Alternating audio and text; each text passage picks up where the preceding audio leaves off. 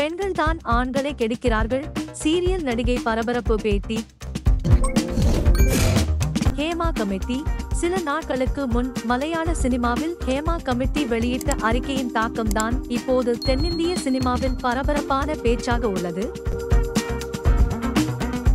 இதுகுறித்து பலர் பேச மறுத்தாலும் 80களில் முன்னணி நாயகிகளாக வலம் வந்த ராதிகா, குஷ்பு, ரோகிணி, லட்சுமி, ராமகிருஷ்ணன் என பல நடிகைகள் குரல் கொடுத்து வருகின்றனர்.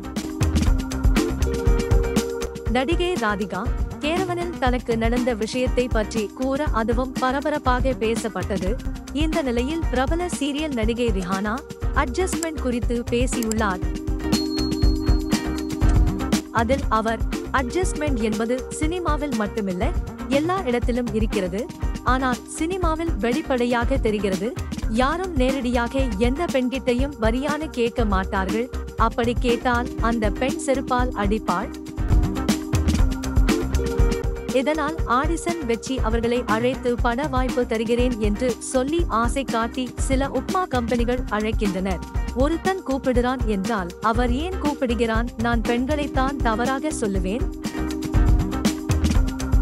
அவர்கள்தான் ஆண்களை கெடுக்கிறார்கள். ஆபாசமான உடைகளை அணிந்து வருகிறார்கள். எந்த உடை அணிந்தாலும் அதில் ஆபாசமில்லாதபடி பெண்கள் உடை அணிய வேண்டும் என்று பேசியிருக்கிறார் ரிஹானா. மறக்காமல் லைக், ஷேர், சப்ஸ்கிரைப் பண்ணுங்க. நன்றி.